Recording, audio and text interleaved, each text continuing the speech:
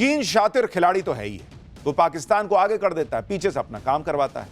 चीन ने पाकिस्तान को आगे करके भारत को उलझाए रखने की चालें चली, तो पाकिस्तान को गुपचुप तरीके से ऐसा हथियार भी दे रहा है जिसकी रेंज अमेरिका तक। इसका खुलासा अमेरिका की खुफिया एजेंसी ने किया है। अमेरिका की मशहूर मैगजीन फॉरेन अफेयर्स की रिपोर्ट में खुलासा हुआ है कि भारत के ऑपरेशन सिंदूर के बाद पाकिस्तान चीन के समर्थन से अपने न्यूक्लियर बेड़े को अपग्रेड करने की कोशिश कर रहा है। पाकिस्तान गुप्त रूप से ऐसी इंटरकॉन्टिनेंटल बैलिस्टिक मिसाइल यानी आईसीबीएम बना रहा है जिसकी रेंज 5500 किलोमीटर है। रिपोर्ट में दावा किया गया है कि पाकिस्तान की बैलिस्टिक मिसाइल सीधे अमेरिका तक हमला कर सकती है, क्योंकि पाकिस्तान जो आईसीबीएम बना रहा है बैलिस्टिक मिसाइल, वो न्यूक्लियर वॉरहेड से लैस होकर 5500 किलोमीटर से ज्यादा की दूरी पर टारगेट को हिट कर सकती है। अब सवाल यह है कि पाकिस्तान अगर ये भारत के लिए बना रहा है तो 5500 किलोमीटर का है भाई, भारत इतना दूर तो है नहीं, अमेरिका तक की रेंज क्यों चाहिए? चीन के कहने पे फोड़ दोगे क्या जी? तो ये तो ट्रंप को देखना चाहिए कि इसको खिलाए थे बिरयानी बुला के और ऑर्डर दिए थे कि मारेंगे ईरान को, तुम्हारे यहां से घुस के चुप रहना। वो देखिए क्या कर रहा है। पाकिस्तान को अमेरिका तक मार करने वाली बैलिस्टिक मिसाइल बनाने में चीन का पूरा सपोर्ट भी मिल रहा है। पाकिस्तान के रक्षा मंत्री ख्वाजा आसिफ खुद कबूल कर चुके हैं कि पाकिस्तान और चीन मिसाइल प्रोग्राम पर साथ काम कर रहे हैं। पाकिस्तान हमेशा से कहता रहा है कि उसका परमाणु कार्यक्रम सिर्फ भारत को रोकने की, और पाकिस्तान का फोकस कम और मध्यम दूरी की मिसाइलें बनाने पर। अभी पाकिस्तान के पास कोई इंटरकॉन्टिनेंटल बैलिस्टिक मिसाइल नहीं है। पाकिस्तान के पास बैलिस्टिक मिसाइल शाहीन जरूर है, लेकिन इसकी रेंज 2700 किलोमीटर ही है और भारत के कई शहर इसकी रेंज में आते हैं। लेकिन अमेरिकी रिपोर्ट में दावा किया गया है कि आईसीबीएम विकसित करके पाकिस्तान अमेरिका को अपने परमाणु हथियारों को खत्म करने से रोकना चाहता है। पाकिस्तान चाहता है कि अगर भारत और पाकिस्तान के बीच फिर से लड़ाई होती है तो अमेरिका भारत की तरफ से हस्तक्षेप न करे, और इसलिए भाई तूफानी काम करने पर आए। लेकिन पाकिस्तान यह सब करके अपनी ही कब्र खोदने में जुटा है, क्योंकि अमेरिकी खुफिया एजेंसी के मुताबिक अगर पाकिस्तान ऐसी मिसाइल हासिल करता है तो अमेरिका उसे अपने लिए न्यूक्लियर थ्रेट घोषित कर देगा। परमाणु हथियार रखने वाला कोई भी देश जिससे अमेरिका को खतरा महसूस होता है उसे America nuclear threat country declare कर देता है।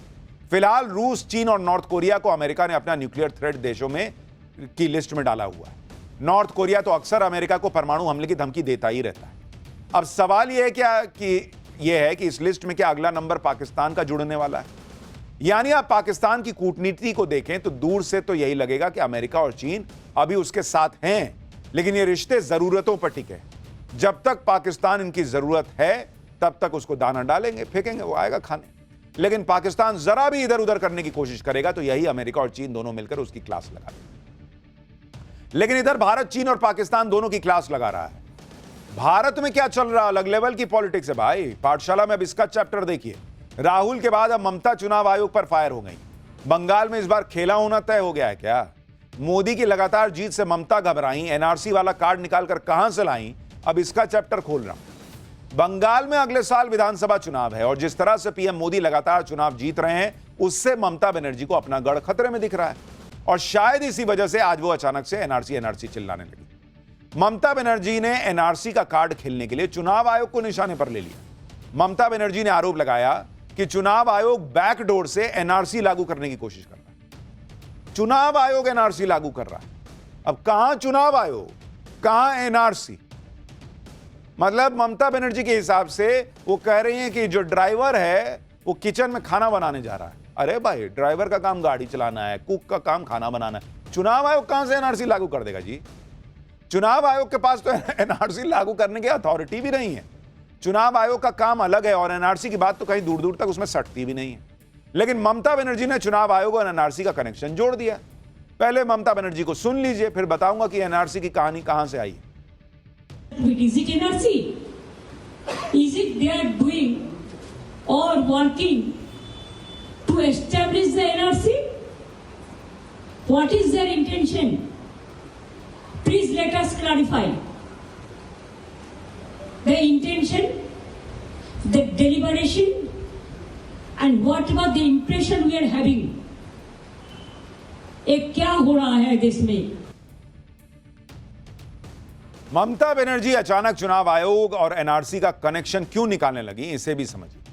असल में चुनाव आयोग बिहार में चुनाव की तैयारी कर रहा है। चुनाव आयोग बिहार में वोटर लिस्ट को रिव्यू करने की ड्राइव चलाने वाला है।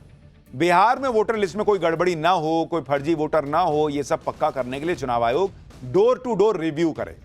लेकिन ममता बनर्जी को चुनाव आयोग के इस काम में एनआरसी की साजिश दिखने लगी। ममता बनर्जी का दावा है कि बिहार में चुनाव आयोग वोटर से डिक्लेरेशन फॉर्म मांग रहा है। ममता बनर्जी के मुताबिक इस फॉर्म में 3 कैटेगरी है। पहले वो लोग जो 1 जुलाई 1987 से पहले पैदा हुए, दूसरे वो जो 1 जुलाई 1987 से लेकर 2 दिसंबर 2004 के बीच पैदा हुए, और तीसरी कैटेगरी उन लोगों की है जो 2 दिसंबर 2004 के बाद पैदा हुए। अब ममता बनर्जी का दावा है कि इस फॉर्म में अगर वोटर दूसरा विकल्प चुनते हैं तो उन्हें खुद के बर्थ सर्टिफिकेट के साथ साथ नागरिकता के सबूत के तौर पर माता पिता का बर्थ सर्टिफिकेट देना होगा। ममता बनर्जी को आपत्ति इन्हीं 3 विकल्पों पर। वो पूछ रही हैं कि वोटर बनने वाला कोई भी शख्स 1987 से पहले अपने माता पिता के जन्म स्थान को प्रमाणित करने वाला डॉक्यूमेंट कहां से लाएगा। वैसे तो यह फॉर्म बिहार के लिए, लेकिन ममता बनर्जी का आरोप है कि निशाना बंगाल है। वो बंगाल में वैलिड वोटर्स के नाम हटाना चाहते हैं। ममता बनर्जी ने कहा कि बहुत सारे माता पिता अपना बर्थ सर्टिफिकेट नहीं दे पाएंगे। ममता बनर्जी ने आरोप लगाया कि वो बंगाल के माइग्रेंट वर्कर्स को टारगेट कर रहे हैं। ममता बनर्जी पूछ रही हैं कि चुनाव आयोग ने 1987 का ही साल क्यों चुना। उनका आरोप है कि यह एनआरसी से भी ज्यादा खतरनाक लग रहा है। ममता बनर्जी को इसमें बीजेपी और चुनाव आयोग की मिलीभगत दिखने लगी है। लेकिन दूसरी तरफ वो गुजरात उपचुनाव में आम आदमी पार्टी की तरफ से जीती एक सीट को ऐसे दिखा रही हैं जैसे अब तो गुजरात में बीजेपी गई। अगर बीजेपी और चुनाव आयोग की सेटिंग है, जैसा ममता बनर्जी आरोप लगा रही हैं, तो फिर गुजरात में बीजेपी एक सीट भी क्यों हारती भाई। सुनिए गुजरात उपचुनाव को लेकर ममता बनर्जी ने क्या कहा, फिर बताऊंगा कि कांग्रेस कैसे चुनाव आयोग से डेटा मांगकर खुद फंस गई। गुजरात में तो लगता है, मैं जो बात किया है कल, मेरे को लगता है गुजरात में बीजेपी गया। बाई इलेक्शन में अगर हार गया, उसका इतना फोर्स रहने का बाद भी, देखो हमारा स्टेट में एक भी स्टेट पुलिस को अंदर में नहीं जाने देता, एरिया में नहीं जाने देता। अभी चुनाव आयोग पूरा सेंट्रल गवर्नमेंट से काम करता है, इलेक्शन कराता है, एक भी स्टेट पुलिस को साथ में नहीं लेता है, स्टेट ऑफिसर को नहीं लेता है। आरएसएस देख के, प्रचारक देख के, आरएसएस को कोई कुछ लोग को हम सम्मान करते हैं, लेकिन अभी जिस तरह कर रहा है इसमें हमारा डाउट बढ़ रहा है। वो क्या किया, वो देख के ऐसा ऑब्जर्वर देते हैं जो खाली बीजेपी को लेके और सीएपीएफ के लेके मीटिंग किया है। इवन बाई इलेक्शन का पहले भी वो बहुत कोशिश किया। ममता बनर्जी खुद कह रही हैं कि वहां स्टेट पुलिस नहीं होती, पूरी सेंट्रल फोर्स होती। और भाई आप तो फिर भी चुनाव जीत ही ना रही हैं, तो सेंट्रल फोर्स लगाने से क्या हो गया। ममता बनर्जी ये सब बातें इसलिए कर रही हैं क्योंकि बंगाल में 2026 में चुनाव होने वाले हैं और ममता बनर्जी को इस बार का डर है कि कहीं इस बार उनके साथ खेला ना हो जाए। क्योंकि बंगाल में 14 साल से ममता बनर्जी लगातार सत्ता में, 14 साल सत्ता में रहने की काफी एंटी इनकम्बेंसी भी हो सकती है। ममता बनर्जी पर तुष्टीकरण की राजनीति करने के आरोप भी लगते हैं। पहले बंगाल में मजबूत विपक्ष नहीं था, लेकिन अब मजबूत बीजेपी है। बीजेपी ने पिछले कई सालों से ममता बनर्जी को जोरदार टक्कर तो दी है। ममता बनर्जी अब तक अजय हैं, लेकिन दिल्ली में केजरीवाल का हाल सबने देखा है। केजरीवाल 12 साल तक अजय थे दिल्ली में। उनको लगता था दिल्ली कोई जीत ही नहीं सकता मुझसे, लेकिन आखिरकार नरेंद्र मोदी ने दिल्ली का किला गिरा दिया।